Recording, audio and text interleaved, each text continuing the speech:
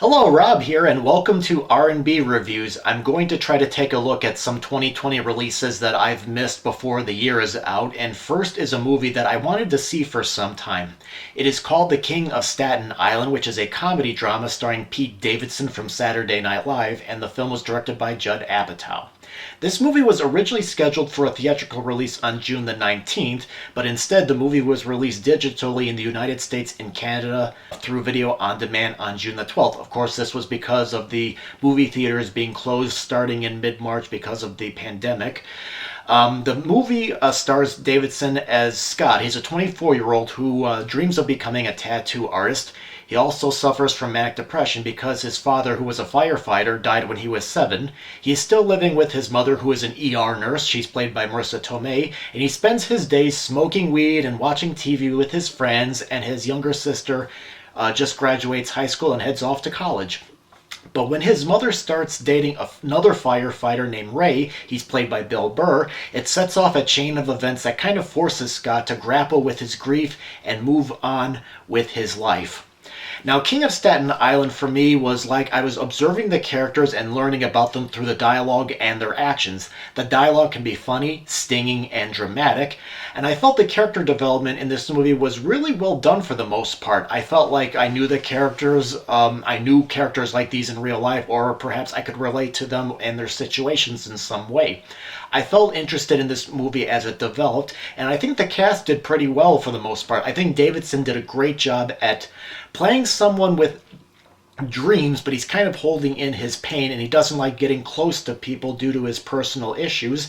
I think Davidson does a good job at blending dark humor with emotional drama, and I liked being part of this journey of seeing Scott living at home and sitting around and watching movies and smoking weed to making an effort to try to move on and sort of become an adult. I also liked how his relationship with his friends, his mom, and Ray changes throughout the movie. Marissa Tomei I really liked as the caring but long-suffering mom, and Bill Burr was great as the boyfriend who tries to help set Scott straight.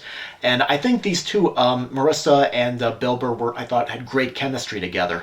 Belle probably plays a woman named Casey who has known Scott since elementary school and wants to have a relationship with him, but Scott feels like he's got too many problems in order to commit. And we also have Steve Buscemi play a firefighter who works with Ray, and I thought he was terrific too. While I enjoyed watching the characters, I liked the movie, but I didn't quite love it. I think it's because I felt there was some missed opportunities with Scott. I would like to have seen more of him dealing with his depression and trauma a little bit more. Scott can be a bit of a jerk to people around him. It's sort of a coping mechanism, but I felt like if we had more of those scenes, I think that I would have been able to root for him even more as he's trying to better himself, and I felt like there would have been a sort of stronger redemption for him near the end. For example, there is one scene where he's going through the garage looking for something, and he comes across his father's old firefighter uniform, and I could definitely sense some pain with that. I would like to have seen maybe more of that. The other thing I really didn't like about the movie was that I felt like it was a little bit too long. I know Judd Apatow's movies tend to meander a little bit, but I did like seeing Scott interact with different characters who kind of play a role in his development, but I felt like there was just too much here. Still, I thought the movie had just enough substance for me to recommend. I thought the acting was good all around. I thought the characters were well done for the most part, and I liked the theme of trying to find yourself and try to find something good and try to do something with your life. So I give King of Staten Island 3.5 stars.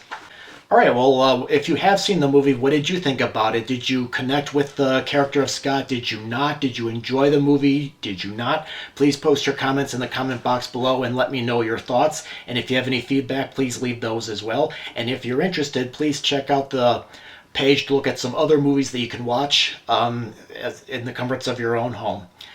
All right, well, thank you very much for watching.